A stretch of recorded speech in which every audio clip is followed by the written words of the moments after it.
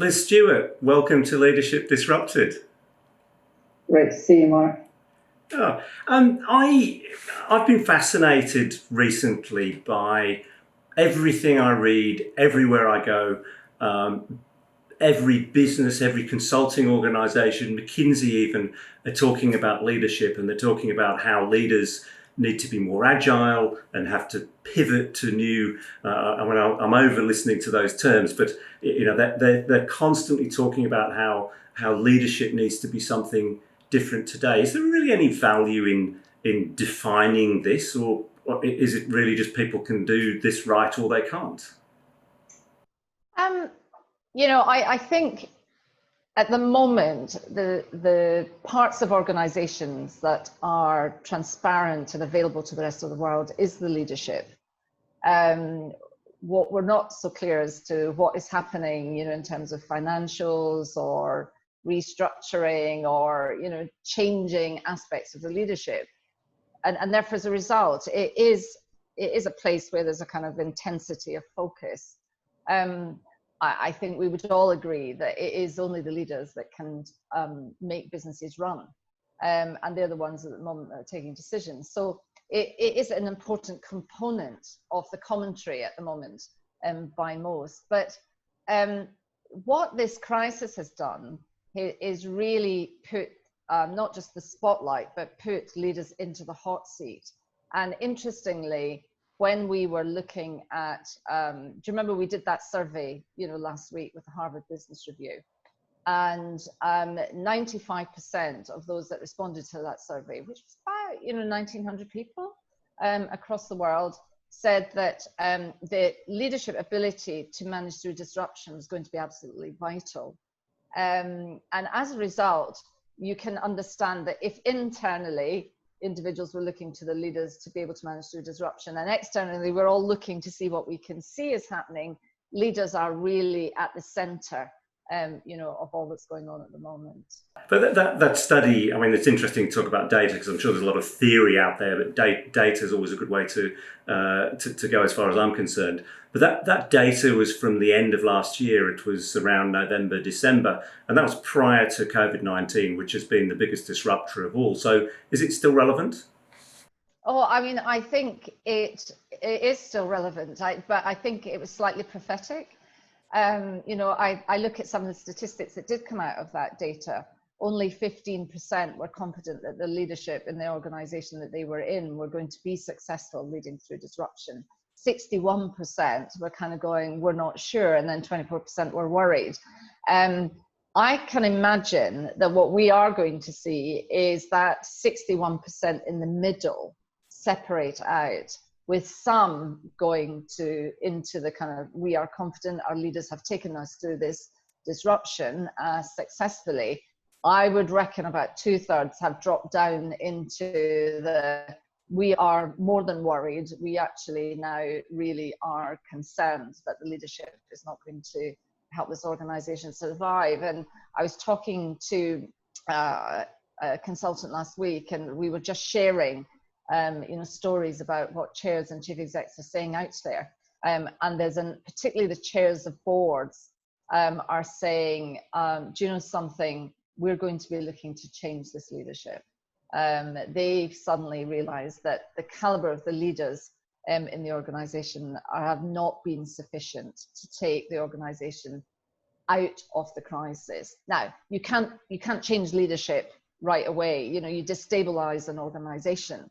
So there's a timing for doing that. But there's a kind of growing view. And I think that group, that 61% group, will be 2/3 of that, I would prophesy, are in that category where the chairs or the stakeholders are saying, when the time is right, we change this leadership. In another conversation, Liz, I heard you talk about the crisis, the COVID-19 crisis having three phases, being the crisis itself, the reset, and the transformation. And then you were talking about different leadership competencies that were needed for each of those phases. Now, all companies are going through all those phases. Do they need different leaders, or the leaders are changing their behaviours because of what they're facing? I think a crisis always brings up new behaviors in all of us, whether we're leaders or not. You know, you and I will have experienced that. You know, we suddenly had to change how we operated. We were responsible for, you know, a team, or in your case, teams, you know, and therefore we suddenly had to find new ways of working and new parts of ourselves that kind of rise up. What I've noticed over, you know, I suppose many years now, is that there are some leaders who step up into a crisis. They kind of take on the command and control. You know, I was born to be in this moment. And so in the crisis, they flourish. You know, they're kind of driven, they're determined, they're courageous, they make decisions at pace. And some of these decisions are critical decisions.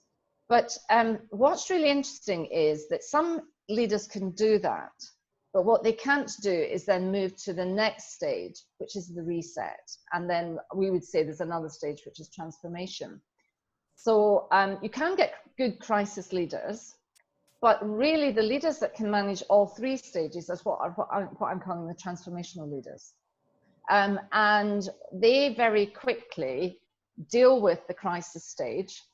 They ask the tough question, you know, what have we got? What do we need to secure? What action shall we take? What will we do? Who will we do it? They then hand that over to the trusted lieutenants, and they sit back. And this is what makes them the more transformational mindsets, individuals.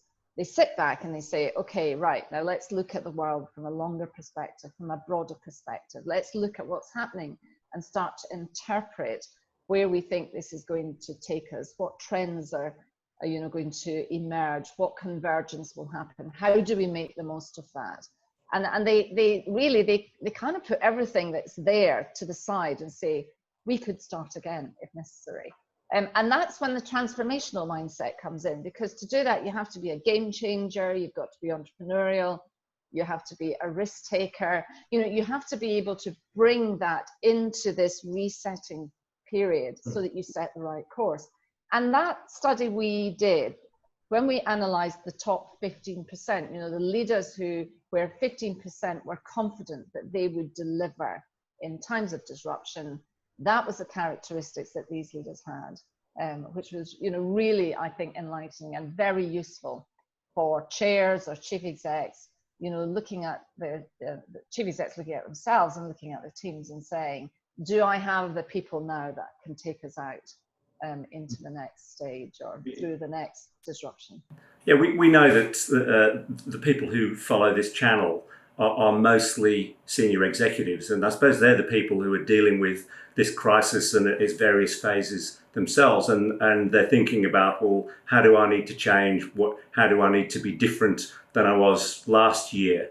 Does this work defining leadership help those people? Because you know, it's difficult to change one's behaviour just from reading something.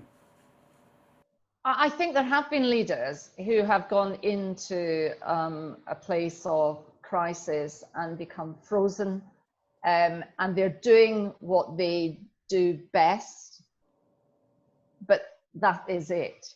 You know, they keep working hard, they keep turning the wheels, and they're hoping that this will be enough to bring us out. I think these leaders are not likely to change. They've not really invested in understanding themselves. You know, highly self-aware executives are the highest performers. You know, previous research shows that. So having an understanding of who I am, what strengths do I have, what weaknesses do I have to work beyond, is the first step. And in a crisis, you don't really have time to do that analysis. You just know you're drowning or you're trying to swim, you know, against the tide. So I think if I was, you know, advising leaders, I say, take time out for yourself. You know, take time out to look how you've responded to this period. Use, you know, a coach, you know, use a mentor, just to take time out and discuss it and be honest with yourself. And that will be your first step of self-awareness, which is your first step to changing yourself going forward. I think then, you have to start to inform how do you leverage these strengths in a new world. The world is different. So the previous models of operating are not going to cut it going forward. So you need to then start to be engaging with, some of the, I suppose, the commentators out there, and trying to get a sense of what is it I need to be doing next? What are the priorities? And interestingly, that research did give us some insight. Again, that group, that top 15%, had already been going through transformation. They had been making digitization that was kind of right in the center of their business, and it was starting to define what information they collected, how they made decisions. It was starting to reshape their products and services. The business models were changing as a result. So I think, secondly, for a leader coming out of this crisis, wanting to be riding the wave in the future, there are some really obvious things that they need to be thinking about that. And that really is how technology is going to play into my business now. What do I now need to radically change?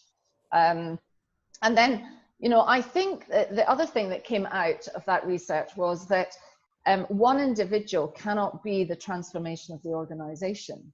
Yes, there was a lot of expectations on the CEO, but there was a lot of expectations on the chief technical officer, the chief people officer, the chief financial officer. And so this sense now that actually I now need to work with others. Collaboration is going to be the secret of my success, and our success. And it's only when we pull together are we going to actually be successful coming out of it. So I do think there are things that you can do, even if you feel through the crisis that you have not, been riding the wave.